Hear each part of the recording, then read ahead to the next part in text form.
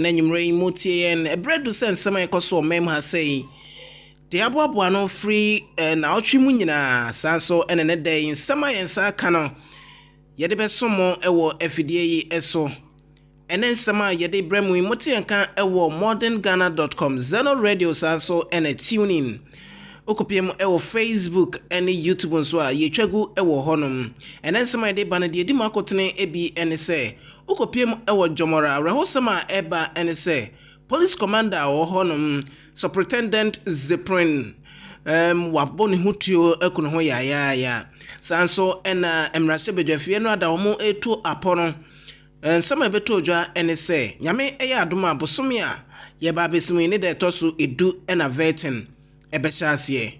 We are requesting for public memoranda in respect of all the president's appointees to the various ministerial positions.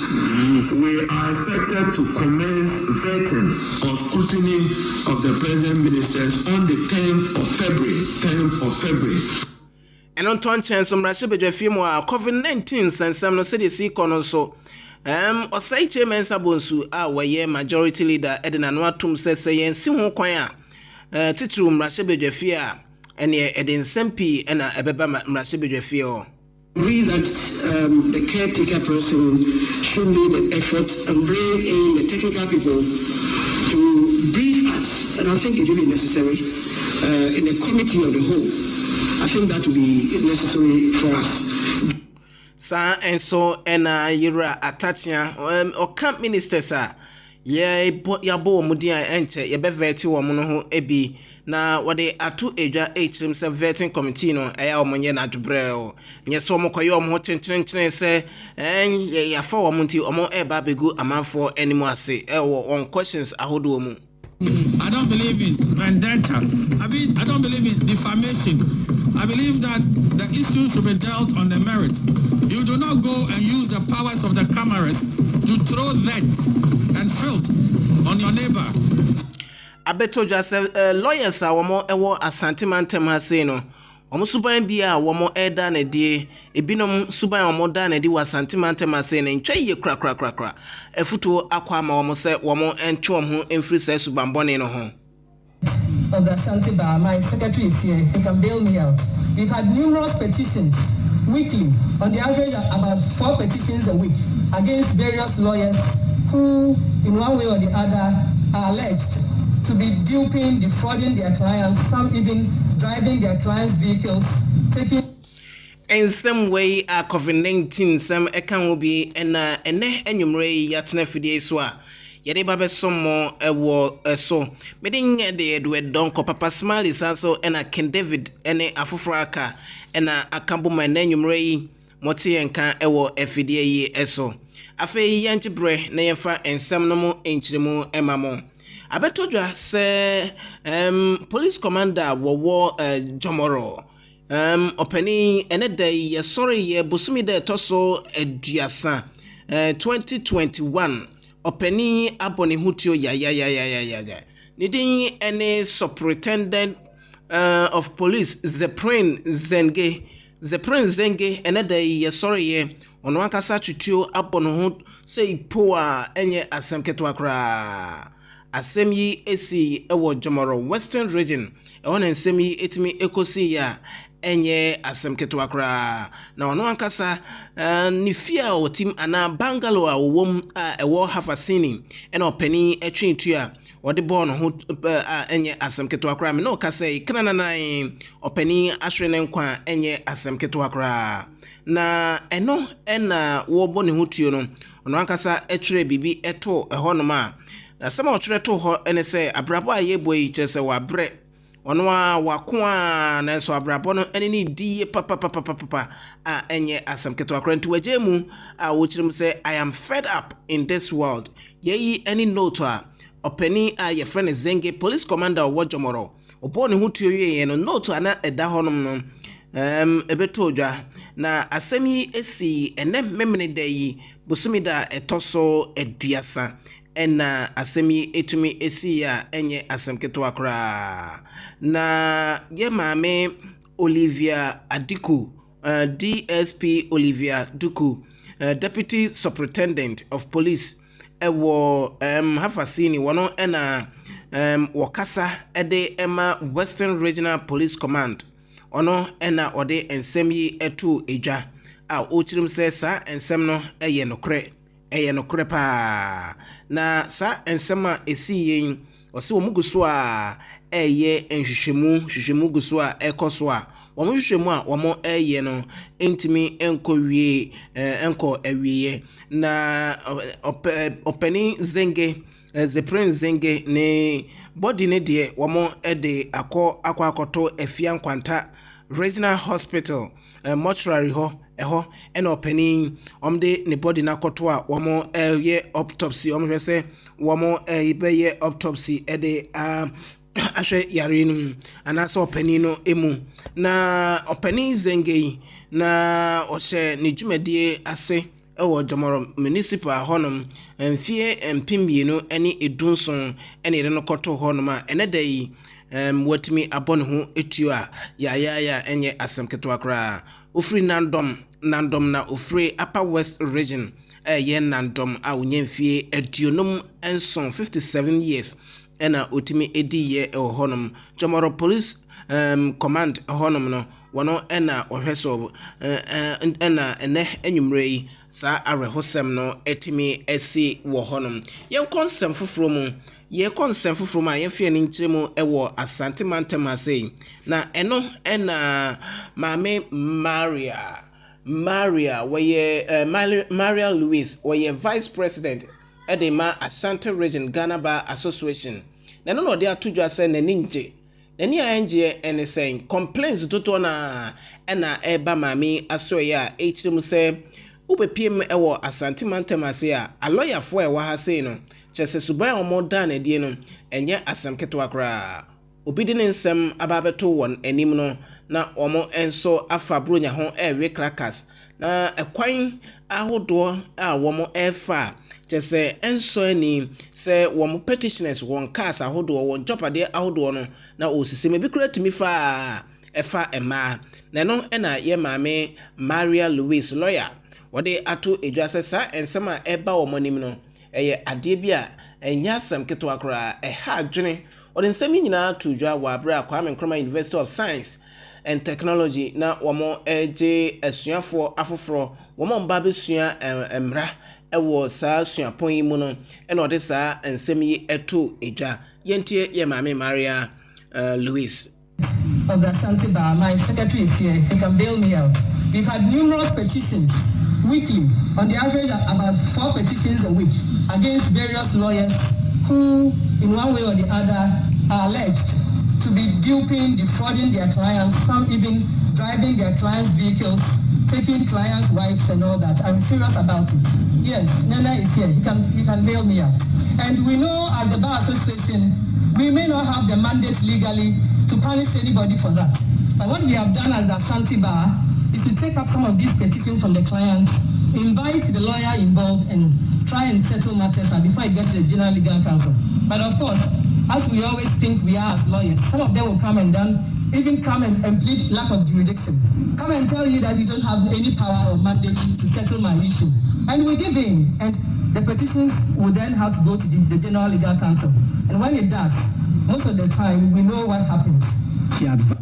Yeye Mame Louise no sade afuto ema nipa anase enuanom a womo agepene se womo ebesua emra ne se womo ebei no womo enya botre na womo nsua mra no womo nsua ne ye na womo eba abonten so a womo etimi ede aye adwuma senia ye hwehwe no COVID-19 say ena ye gina bre esitie ewo eho active cases no 3,940 mpembiensa ahenkron ene aduanan aka nipa aduosia na yenya mpemnan active case na yebomoden se ebetimi agina se ya na impo eso etimi ate ede amayen na ohwe confirmed cases a yewona agina 63,883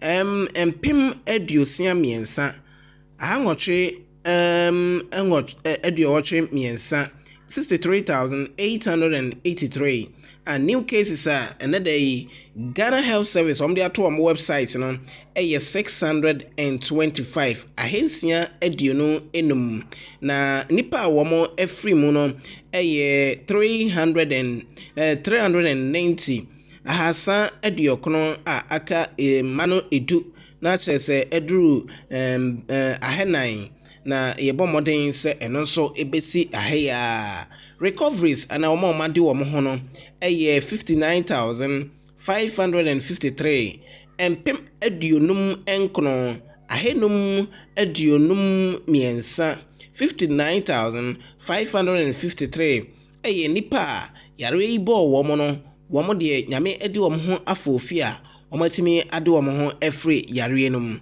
yeyi ensema esi a yebo mpaye se wo mo ho ato wo mo no ebedoso mpo asene de mabobo so yi yebo mpaye se ebedoso abro de mabobo so yi na eno na osei che mensa bonsu ode ato edwa wo chirim se parliament committee wo honom no wo mo ehwe se wo betoto no ma ye ama ensem no said city COVID-19 ensem said city parliament ho no so etimi atie na intimi enkofa oyene bia enko ewo mrase bedwafie ho odem say enyina todwa wa bra enrada wo mo esia ya na wo mo ebobo ensem ho titru COVID-19 de agree that the caretaker person should do the effort and bring in the technical people to brief us, and I think it will be necessary in the committee of the whole. I think that will be necessary for us, given the fact that in this house, in Parliament itself, the cases are rising. I will need to be careful and cautious so that the cases don't escalate. I think it's important that we are all cautious and take steps to protect ourselves, and those steps will be predicated on the briefings that we may further have. I think ultimately we want to make the place safer for all of us. Yei a majority leader or say chairman Sambonso ena yetene nkan ewo ho no na Haruna Idrusu so edena no tomu ebi efa COVID-19 sensem no in the country is worrying and gives some room for concern. We reported cases of about 62,751, active cases 3,813, with some 377 deaths. Even though we do not have the Minister for Health, the President had appointed somebody responsible for matters relating to COVID. We may have to ask for an urgent briefing from them on what we are doing if we have to isolate, if we have to take the critical decisions that prevents an upsurge. And I thought that I should bring this matter to the fore. Yei mrasebedwani ede ema Bolga Central Yera Haruna my Mr. Meka we minority leader Haruna Idrusu ena yetene nkano na osanso ede todwa nyame adoma bosome ayeba beremu no leda etoso eduvete no ebehya ase akoso ewo emrasebedwafie. We are requesting for public memoranda in respect of all the President's appointees to the various ministerial positions. We are expected to commence vetting or scrutiny of the President ministers on the 10th of February. Priority will be given, I have not had time to brief the majority leader, priority will be given to some ministers, particularly health, because of the COVID situation in the country. And probably he would be the first minister to be considered by our committee, followed by those other ministers of national security and finance. No, anona lawyer Atachia ononso Abuakwa Mrasebedwani Eastern Region Abuakwa Mrasebedwani wono enso eka ministers ayabo omudia enche ebevete won no bi ode atudwa se veti committee no se ebredu na omo efre ministers na nye se ho no omo babegu omo nimu ase wɔn nhwɛ na wɔn mfa mmara no sɛ ne sitie no enye adwuma na wɔn questions no enye moderate. So let us be civil in this engagement. Because the whole country is looking at us. It's very important. If you have hatred for somebody, do not use the powers of the cameras to embarrass him, to shame him, and defame him. This is not how we should go. We should give the president opportunity to rule. He's going to rule through his ministers. And as much as possible, let's try and give respect to who respect is due and honor to who honor is due. Ye lawyer Atachia, one and away a buakwa about one person so Mrase Bedweni and a ten in Kano. Na Ghana Medical Association the Krata ba abontain na ochimu edebe tuja says a buying and share na restriction on to so titu free bra ye shas na ochi chemu kosiarano ebana a year ye started an ye JJ Rollins a year no. And the betu just say yenche na numbers ni yente so na restrictions e wo omema say no social gathering ne de keke ka no yente so ne omo sa de krata ba bonte a wo mo echirim sese aban anhwe no ante restriction no so a COVID-19 no se de si ko no ehu pa eye ene wo mo so e de wo mo na de begu form na General Secretary eye Yewra Youngson yene no bon komo efasa ensem no. We are asking that the government as a matter of agency should try and reimpose some restrictions on mass gatherings. We are also asking that the people should be discouraged from going publicly to join the final funeral rites of our late former president. As many that can join, people should be restricted to very few people. Instead of opening up for everybody, as we call for a ban on other social gatherings. And then we are letting Ghanaians also know that they need once more, and this has been a consistent feature of our press statement, to take their safety and health into their own hands. There's so much government can do, but much of it depends on us as individuals to be conscious of the presence of this virus and this pandemic in our environment and be each other's keeper and try to make sure that we obey the protocols on our own so that together we can be safe as a people. Okay. Justice Jansen, Dr. Justice Jansen, ena yeten enka ewo hono. Yenyina so nefa ene ensem no ensinafe yemonwremu ewo na ochi mu nsema esiye no. Na ochi nsema esiye no ebi ene say Supreme Court enrada wamo eko atenase na ochi mu omoko atenase na enra ena first witness ede emma petitioner John Dramani Mahama esiedun ketia ekojinemu ewadakam ewo na dansidie awodo a owo no otimide koto edwa na eno ena ensema wobobo so egu nkrata so ekodan eko de court no wo lawyers lawyer ye freno Akoto Ampao a we ye second respondent na nado dan ko ekufu ado ne lawyer no ohwemu ehu se ensema Johnson esiedun ketia ekuta no emu bi de kyerese scandalous sa enso ena ene ensema petitioner na eka no ebo ebra inti charges no hwe mensem no emu be se enso de yitwa eguye na yentie se de ensem no Yewra mranim ni Akoto Ampao eka ensem no objecting to certain paragraphs or parts of some of the paragraphs in the witness statement of Mr. Johnson Asiedun Ketia. On the ground one, that they are not based on the pleadings, true, they are not, they tend to unduly prejudice some of the parties to this suit and are scandalous, and accordingly we would pray that those paragraphs or parts of those paragraphs be struck out as such. Eye ensema Yewra Akoto Ampao ono so editu dwa ewo eho na ebeto dwa no on press conference etimi ekọ so enrada wabra ensem no ebeto dwa no omo efrimu ewo Supreme Court a court share say video na chese ye maame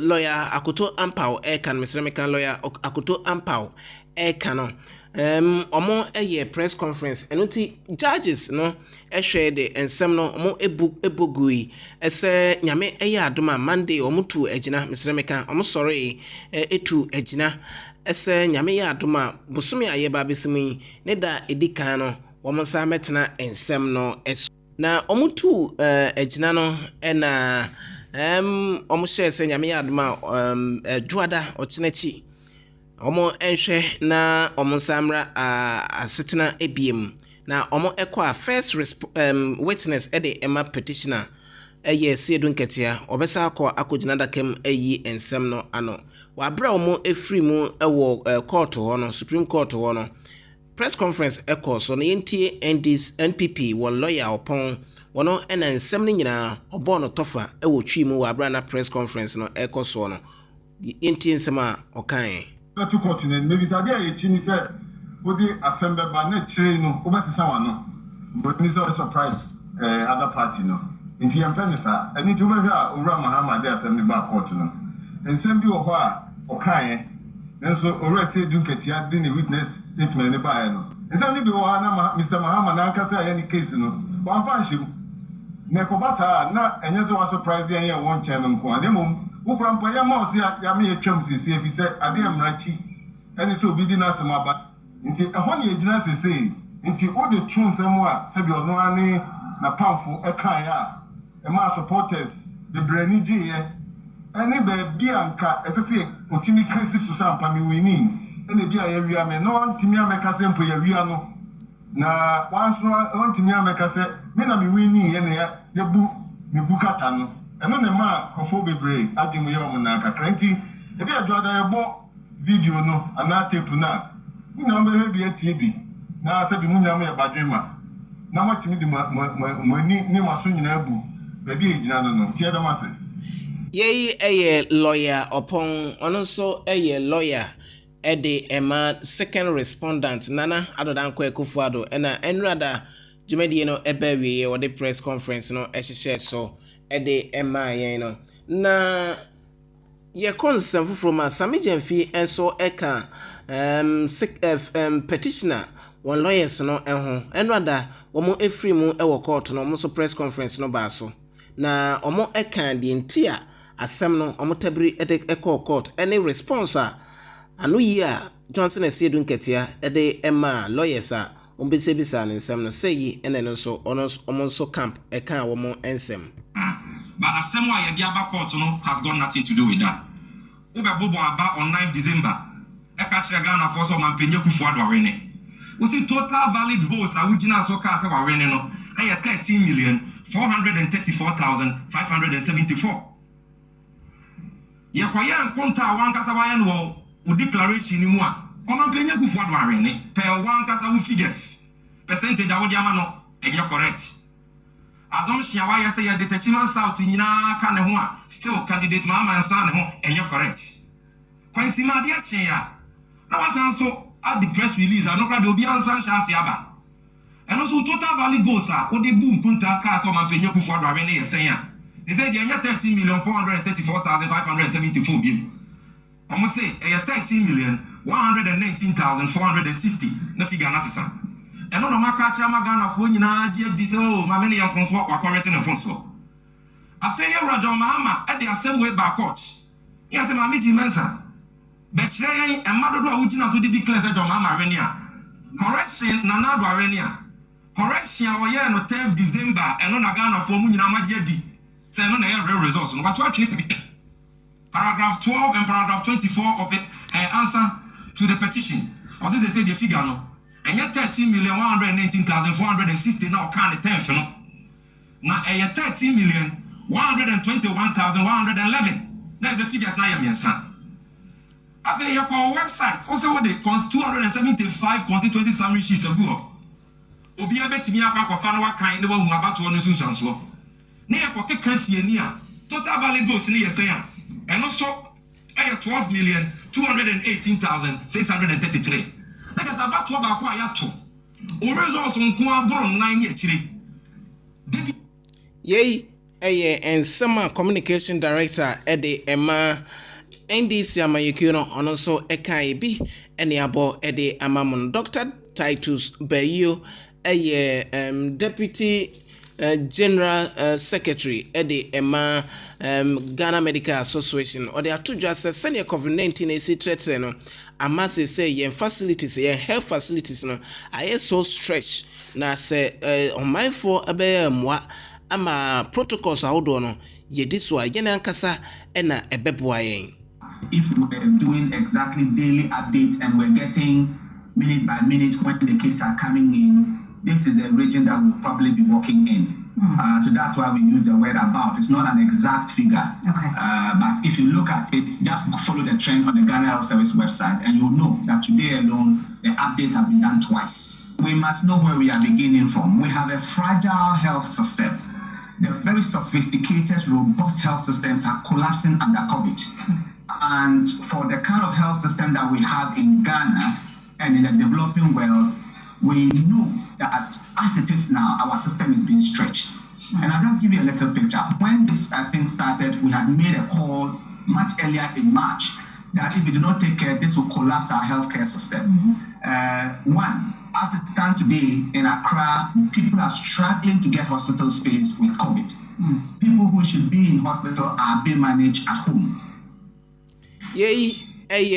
Dr. Titus Bayo, Deputy General Secretary at the Emma Ghana Health Service, and yetenenka ewo ehono na Dr. Jasix Jansen, one NIA General Secretary at the Ma Ekuno, one also eba bonten at the effects and asensun so ewo obi obinya COVID-19 no eba beto dwachirem se we bema na se winya COVID-19 bia bedrum ebi no obema no kra no entimi empeja na impo atimi afanction ebewu kodwo to sanso ena odakora wona koda wona utiri betutu ene yare ahodo ena ubetimi enya empo so nya COVID-19 no na se ho etimi to wansunso anso ewo so no enya asem ketwa.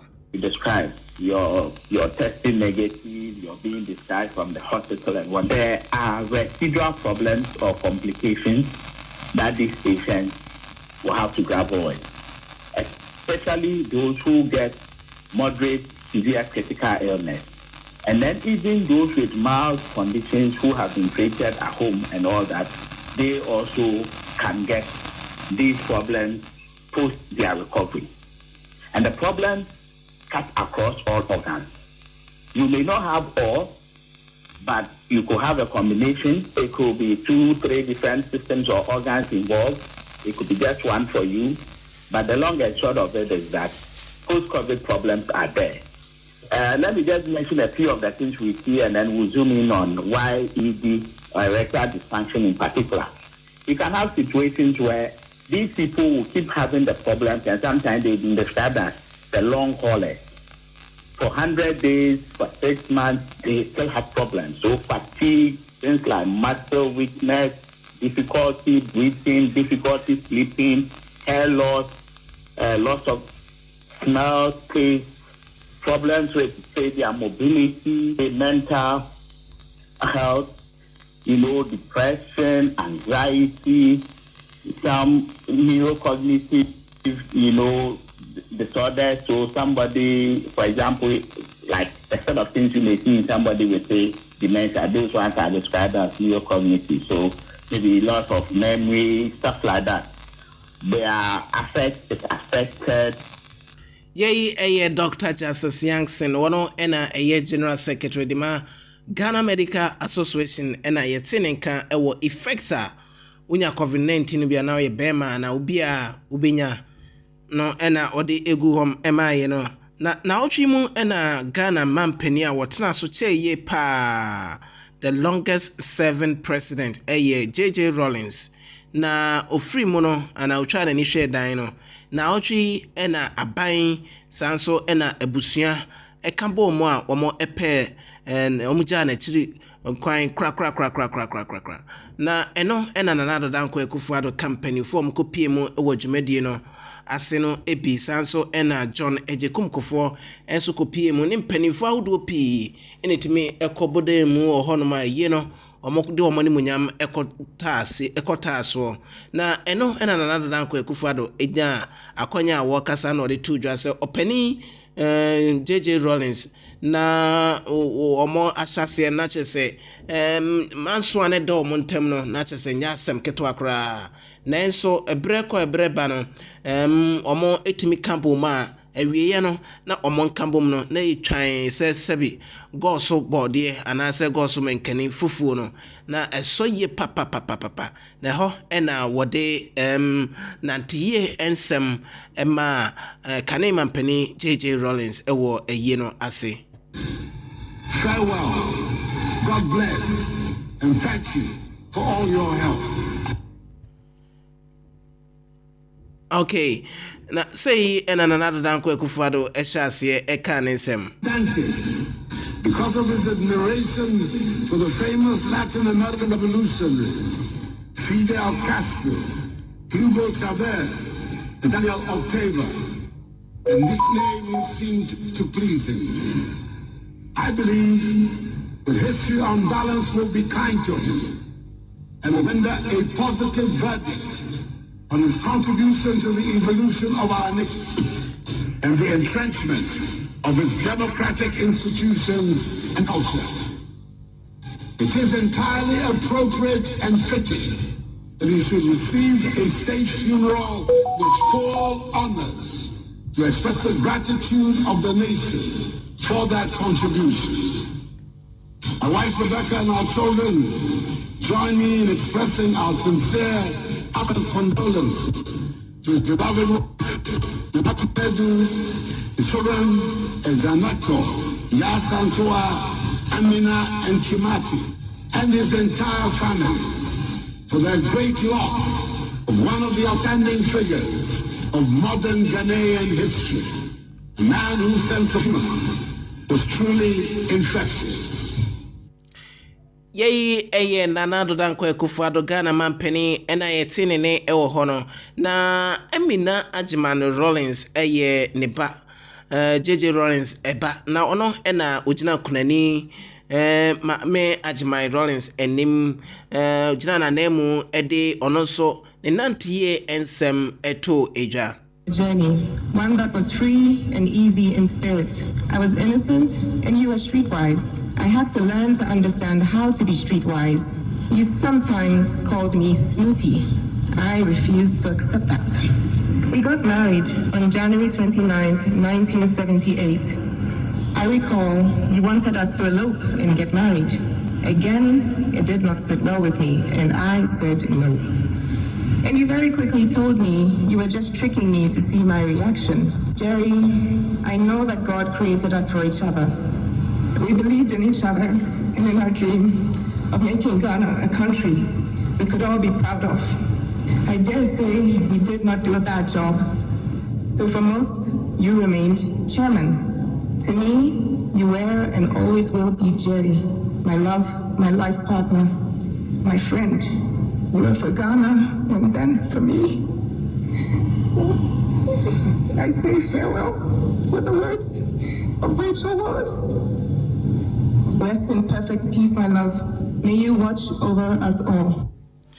Ghana Phobi enso edi ne ho adanse Dr. Ayensu eye historian ede Emma Christian College ono so ejebre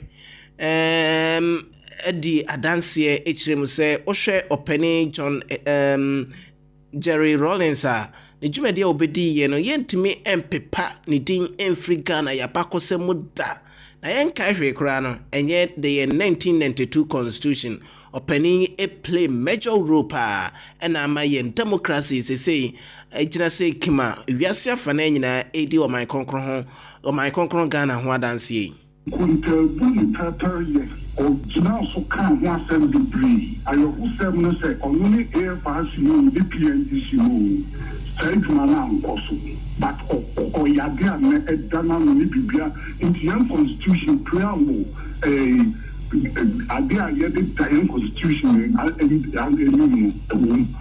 and yet to swear bien say wo de wo hinja man sanetuma communal labor in 1992 constitution and constitutional government, I am young, one of the seem to be a woman cries, see a big credit in the same, or when you're saying, Master, and she said, a buyer, a woman said, seem to womb. Now, a young woman, if they need to lay in young couple, if you want to fire in a day, and seem to baby.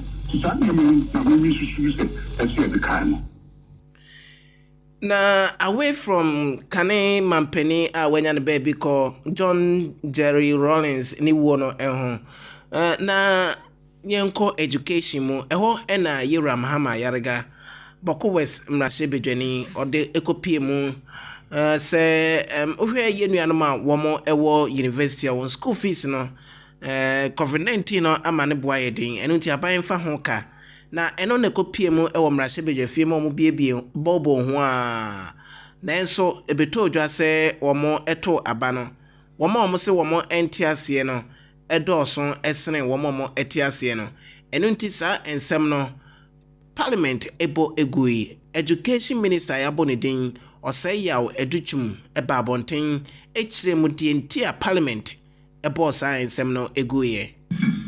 And they have paid their fees. And we are talking about absorbing of the fees. I don't know whose fees we are absorbing. Mr. Speaker, we know that our students will support it. We are in a pandemic, yes. And I want to salute the parents of this country. That in the midst of the pandemic, they have sent their children to school. And they have paid for them to be in school.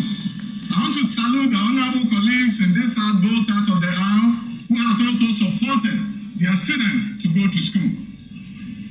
And I want to say that this motion has not made the case that students are on the streets, students are not in school, students are in school, they have registered, they have paid, they are studying, and therefore, Mr. Speaker, in as much as I support assistance to needy students, in as much as I support that we have to do our utmost to ensure that every student has an opportunity to attend tertiary education when they have satisfied all their requirements.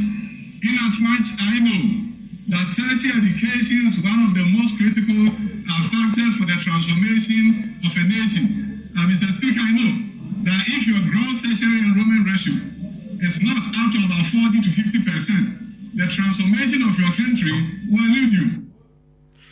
Ensema udo pi ne si na otwi mu yenyina so na kakra yensa kan ye no yemfa ensi midin ede Edward Donko Papa Smiley Ken David and Prince ene ka me ho an anwumre trending news musa e kan ye nyame eya adoma de akam bia na ochina yede beba besom ewo afidie yi esote yenka wo modernghana.com Zeno Radio sanso na tune in social media platforms ni nyina so ensem yi etwagu ewo ho midin ede Edward Donko nyame eya adoma ochina enso mobeti yenka ema mu nyina good night.